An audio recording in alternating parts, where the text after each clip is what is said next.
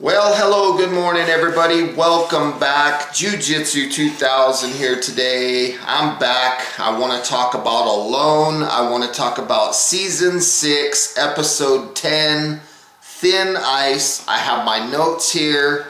If you haven't seen that episode, I highly recommend that you turn this video off, go check that episode out, and then come back to this video and then hear my thoughts. This video will contain spoilers and I don't want to ruin your Alone experience.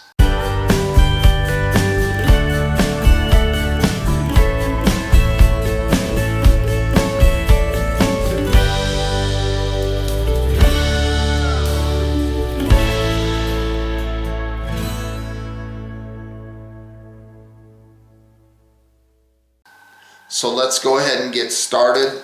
The quote comes on the screen. It says, "Adapt or perish. Now as ever is nature's inexorable imperative." H.G. Wells. That's a powerful quote. So we're getting started on this episode. We are on day 58. There are 4 people left. It's 2 o'clock. We're talking about Wonia. She said it's extremely cold outside. You can see everybody's footage in the background. There's ice, there's snow, and she mentions the fact that there's only 5 hours of light out. You know, so the daylight during the day is not much, mostly dark. Moving forward to about 2 o'clock, 2:45, we're talking about Nathan. He said he's going to take the hot rocks out from underneath his bed and clean his shelter a little bit, and he says it's well below freezing outside. Moving forward to day 59, 8 o'clock, almost 9 o'clock in the morning, talking about Jordan. He said that it's what they consider rough weather, and there's an annotation that comes on the screen that says that it's 7 degrees outside. Gosh, that's amazing. Those temperatures are ridiculous.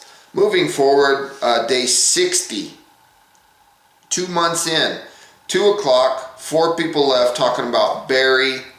And again, he's talking about it's cold, and when you lose your body heat and stuff like that, it's so hard to get it back. He's doing sit-ups inside of his sleeping bag just to stay warm. That's just to keep him alive. That's a huge calorie expenditure, but it's necessary to survive. It's really starting to get down to the nitty-gritty. The temperatures are making this challenge on everybody much, much harder. Moving forward, about 4:40 in the afternoon, we're talking about Wonia. 4 people left. There's an annotation that comes on the screen, and it says that it's 4 degrees Fahrenheit outside. That's crazy. And she said winter is a much harder task than it was before. It feels like the temperatures have dropped by at least 30 degrees. That is just nuts. Moving forward, day 61, 9:40 in the morning, or 9 o'clock something in the morning, talking about Nathan. And he said that the ice has gotten to his gill net. He's going to go try to set the gill net.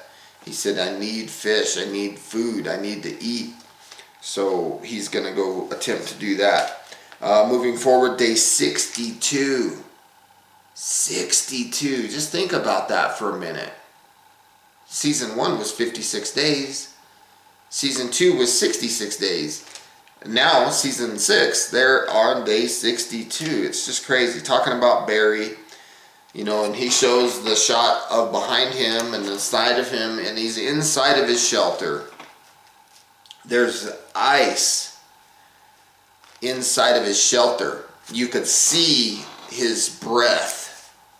You know, it's just crazy. He said it's very cold inside the shelter. He said, I even have a fire going in here. In my shelter, and you can still see the heat loss coming out of his body through respiration. I mean, it's just freaking crazy. These temperatures, and to be out there in them and being so food deprived and starving, and these people are tough. It's just crazy. Let's move forward to day 63, 6:54 in the morning, talking about Jordan. There's 4 people left. It's 10 degrees outside, and he has ice in his mustache, like literally icicles hanging and off his eyebrow. I mean, this is getting hardcore. This is by far the coldest temperatures in the history of Alone. He decides that he's going to make a fishing net. You know, the moose thing isn't really paying off in his opinion, so he needs fat. And how can he get fat? Fish. As Fowler in season 3 likes to put it, fish head soup. And that's a good way of getting fat into your body. So he said that wasn't really my plan, but you know, it's coming down to the nitty-gritty, and we got to dig deep here, and looks like that's what I'm going to have to do. And so the cool thing about Jordan is he's still moving. You know, he's still doing, he's still functioning, and he's still trying. I'm reading my notes here. It says it looks nice, his fishing net. His net building experience looks difficult with the cold hands.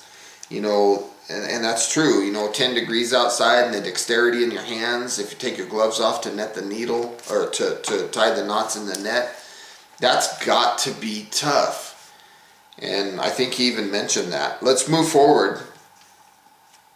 Day 64, 3:24 in the morning, Wonia just shows a glimpse of her in her shelter.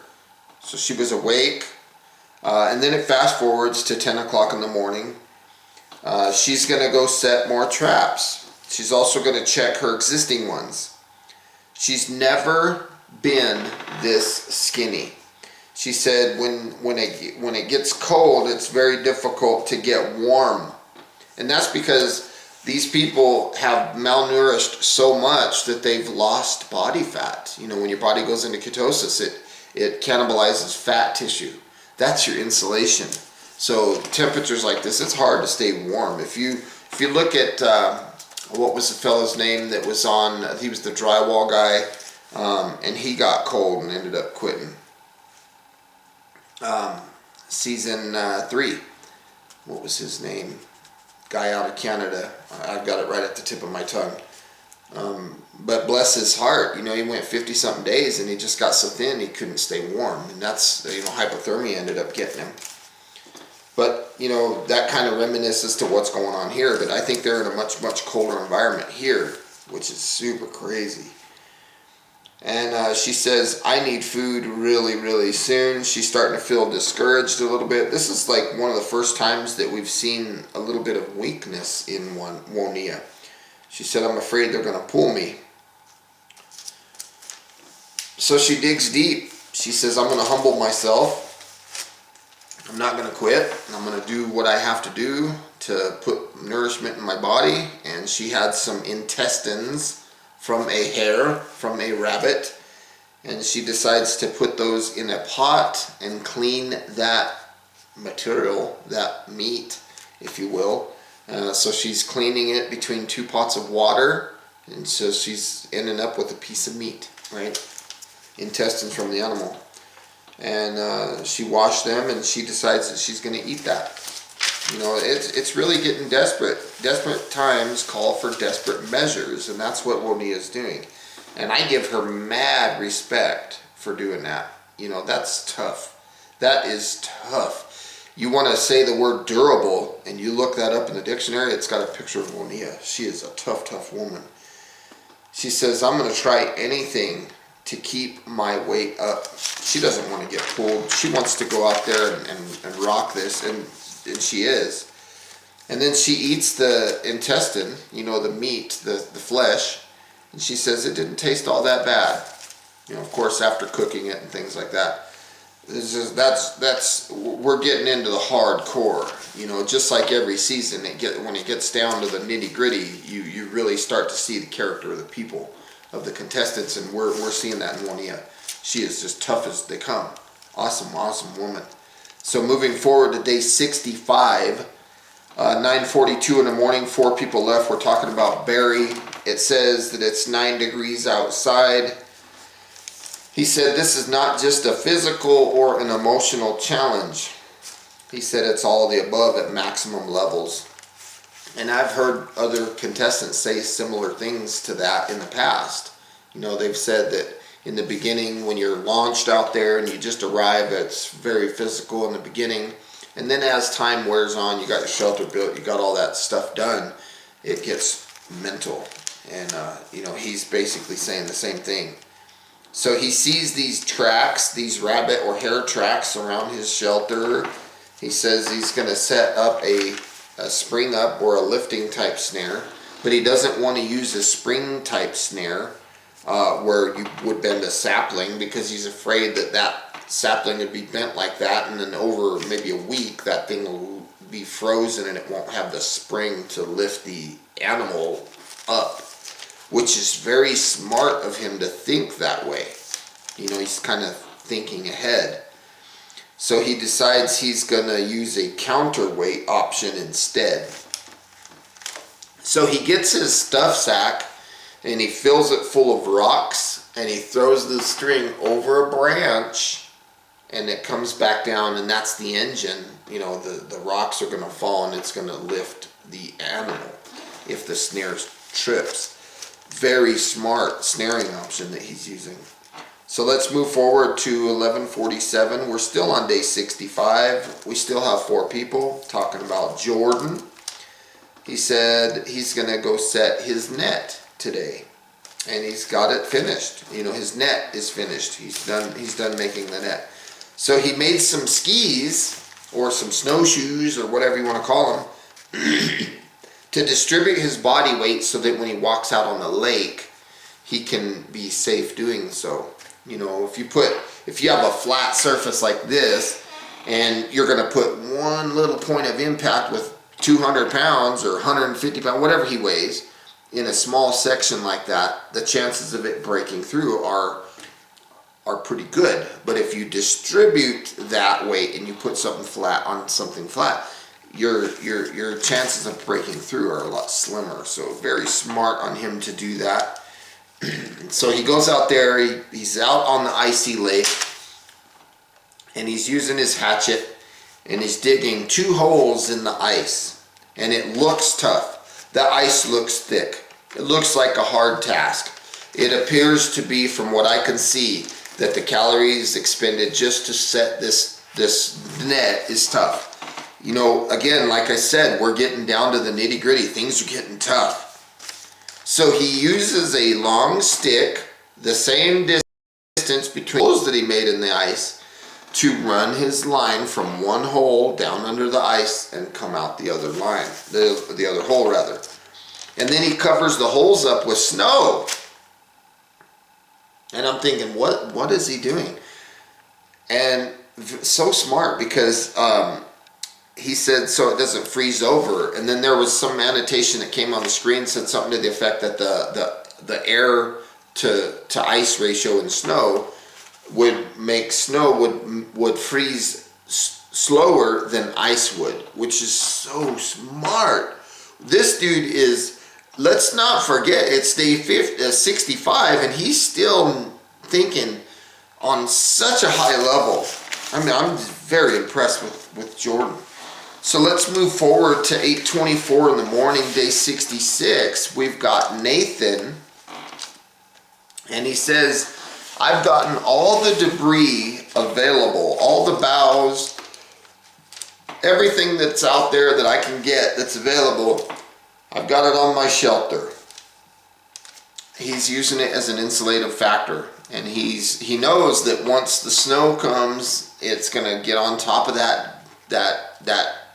those boughs and that debris, and it's gonna create a thicker wall of insulation. Very, very smart of him to recognize that. So he's trying to make his shelter really solid. He decides that he's gonna go set his gill net under the ice as well. Moving forward to about noon, we're talking about Barry. He doesn't have anything in his trap. He's getting really thin. He said he wants to go across the lake. He can see it off in the distance. Across the lake, there's some water, that's not frozen, and he's thirsty. So he explains how much work it is just to stay hydrated. And I can agree, I can attest to him on that. You know, you've got to go get wood, you got to bring it home. You got to process that wood. That's calorie expenditure. Then you got to make a fire. You got to feed that fire. You got to go get your water or ice or snow, whatever the case is. Put it in your pot, put that on the fire, keep the flames going, keep the heat up, all this stuff just to stay hydrated. It's a task, and he's kind of explaining that, and I give him all the credit in the world. So he decides to cross the lake, that he's going to make some skis as well, skis or, you know, snowshoes or whatever you want to call them. He's going to cross the lake. He's tired. He's thirsty. He's starving. I mean, day 66, it's tough. He said that he hasn't drank any water in over 24 hours. That's dangerous, you know. And he he fills his Dutch oven with water, and he drinks that water. The water's cold, so just processing just the body's ability to heat the water for consuming it takes calories. I mean, it's just all the way around, it's just so difficult. And he has an emotional low at that moment. He kind of breaks down for a second, but then he bounces back. He's strong. The dude's mentally tough. He bounced right back. But he did have a low moment. Let's move forward to day 67. It's 10 o'clock in the morning. 67. Wow. Nathan, 4 people left. He said that there's some smoke in his shelter, and that he thinks that there's something smoldering underneath his shelter, those rocks that he put under there, under his bed rather. So he decides that he's going to try to pull them out and hopefully harvest an ember to get his fire going. He doesn't really want to make a bow drill if he doesn't have to. And so he does. He pulls the thing out like a sled, the little poles, and there's the rocks on them, and there was an ember in there. And he puts it on the fire, and it works. He blows it to flame, and he's got flames. So it worked. He didn't need to do a bow drill. He decides that he's going to go set his gill net. Just crazy. The show is getting good. Now, moving forward, that was day 67. So now we're moving forward to day 68. Whew, man, they have been out there a long time. Talking about Jordan, it's about 4:20 or 2:20 in the afternoon. Now his head, he's looking at his hairline, you know, he's got his hairline like that, and he's showing that, and he said, my hairline's getting thin, and this is due to malnutrition. So he decides that he's going to go check his net, and he has a lake trout. He's got a trout in his net. He pulls the thing out, it is frozen solid, and it's kind of a funny shot, because he holds the fish next to his face, and he's got all these icicles hanging off of his mustache. And I mean, it's hardcore. It's about as hardcore as a person can get. And I remember, you know, some conditions when I first hired out on the railroad. I was working in the yard. I was building trains, and I worked in Gallup, New Mexico, and that place gets cold. And I remember one night I was out working the yard, and we had a little buggy, like a little quad thing that we drove around. And I remember I had icicles on my mustache too. And it was terrible. So I feel for him. I've been there and I've done that, and I feel for him. It's pretty crazy. So his face is frozen. It's icy outside. He decides that he's going to gut the fish right there on the frozen lake. And in the backdrop of him gutting this fish, you can see the wind blowing like snow and stuff, you know, powder. It's just about as hardcore as it comes. Just a cool shot that he has, you know, the snow blowing in the background. It looks extremely cold. And Jordan's morale is happy. You know, he's so happy. And it's funny that Jordan is doing all this, because yesterday I had 2 messages from 2 different people in private messages, and in these messages they both told me, and that both of these people are YouTubers, they told me that I remind them of Jordan. I don't know if it's my facial look or my demeanor or the way I talk, or I don't know. But they said that I took that as a compliment because Jordan's a rock star out there. I don't know if I'm anywhere near his level though. This dude's a stud. So let's move forward. Today's 69, 9:30 in the morning. 4 people left. We're talking about Junia. She decides to take down her laundry paracord. She said she's wearing all of her clothes. She's got all her undergarments on, everything. She's basically got every stitch of clothing on to stay warm out there. Decides that she's not needing that laundry run no more, so she takes the paracord down and gonna use it for other things. She decides to go check her traps, and she's concerned. She says, I'm afraid that if I keep losing weight like this, I'm gonna get pulled, which is a legitimate concern. You know, and then what happens? She gets a squirrel, and it's frozen solid too. It just goes to show how cold it really is out there and what type of temperatures these people are surviving in. It's crazy, hardcore. Then she catches a second squirrel, and she's so excited. You know, she was excited at the first one, so thankful, so appreciative. I love her personality. And then she catches a third squirrel. Wow, 3 squirrels in one day. Whoa. You know, and the cool thing about these snares and being cold is that the meat stays preserved. I mean, they're frozen solid. It's like just pulling it out of the freezer. So the meat's not at risk of going bad. It's the biggest risk I think that the meat would have, or her catches, would be foxes or wolverines or something getting them. And she's so happy. I'm so happy for her. I mean, she's such a cool woman. And she says, you know, it is so time for a woman to win this. Man, wouldn't that be cool? The first woman in the history of Alone to win. Wouldn't that be cool? Junia. Couldn't ask for a better woman, a better representative. You know, it's crazy. So let's move forward. 1240, day 69, talking about Barry. He's a little concerned. He said today's med check day. He said, I've lost a lot of weight. I'm hoping that it goes well. You know, you could kind of feel the doubt, like the concern, like not saying that he's going to quit or tap or nothing like that, but he knows that he's lost weight. There's an annotation that comes on the screen that says that he has lost over 80 pounds. 80 pounds. Wow. And then he sees the people talking, and he tells them, just hit me with it, man. Don't waste any time. And they tell him, we're going to have to pull you for medical reasons. And he said, this is the worst thing that you could have possibly told me. Why? He said, this can't be right. And then they explained to him that, you know, when your body doesn't have food coming in on a higher level than what you're expending, it cannibalizes fat. And when it runs out of fat, your body cannibalizes muscle tissue. And then when it runs out of muscle tissue, it cannibalizes vital organs, you know, your heart, your liver, your kidney. And he tells them, yes, that's correct, I understand that. And he says, but why? And they said, we're afraid of you having some heart problems or heart failure. And then there's an annotation that comes on the screen, and it says, extremely rapid weight loss can result in death by heart failure. And of course he's upset. You know, they just told him that they're pulling him. You know, and he felt like, you know, he's given it everything he had. He promised his family that he would win or give it everything he had, and he is.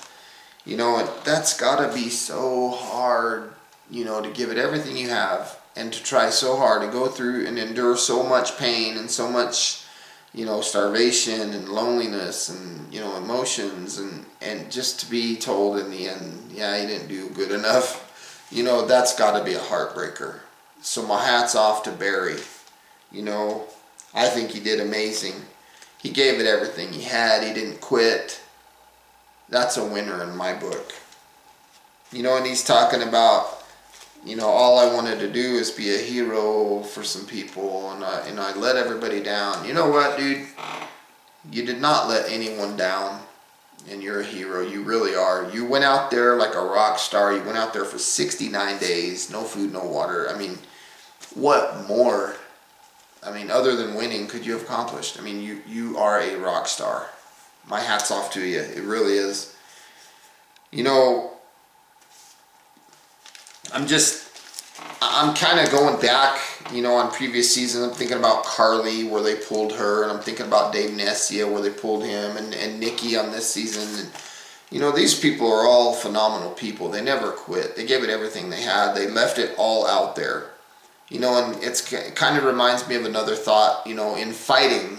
Some of my students, they fight, and they take these losses really hard. And I always tell them, it's never a loss. It's either you win or you learn. You know, you bounce back, you come back. You know, I've learned a lot in my days when I used to compete. And I kind of feel that same analogy can fit into Alone. You know, you either win or you learn. You know, and, you know, thank you to Barry and Nikki and everybody that's been on the show for sharing their experience with us. And we all learn as a result of watching them. You know, they're the ones out there, and I'm sure that the armchair quarterbacks are going to be in full force down in the comment section or the private messages. But, you know, ultimately it's them that's out there, and they're doing everything that they can. And Barry, you know, he gets my respect. So we have 3 people left. That's the end of this episode. We have Wonia, Jordan, and Nathan. So what do you guys think? Who's going to win? Wonia, Jordan, or Nathan? Let me know in the comment section down below. I also noticed when it got down to the final 4 that each one of them kind of spoke on the fact that they grew up without a lot of money. You know, Wonia had made some comments about, you know, if I win this money, I'll have enough money to be able to buy food and never go hungry ever again. You know, and that there were times in my life where I didn't even have enough money to feed myself correctly. You know, so she's mentioned that. You know, Jordan, he kind of didn't really say a lot about money, but I kind of get the feeling that he might have grown up a little bit, you know, I don't want to use the word poor, but, you know, he wasn't rich, I'm thinking. And then Nathan definitely talked about his grandfather, and he talked about the fact that if he wins, you know, he can get a bus ticket or whatever to go see his grandpa. So, I mean, it seems like the people that are left, you know, and including Barry as well. Barry was talking about money too. But it seems like the people that are left, these 3, they're all very money motivated. And it's day 69. It's crazy. So folks, I want to say thank you for joining me today on this video of Alone Season 6, Episode 10, Thin Ice.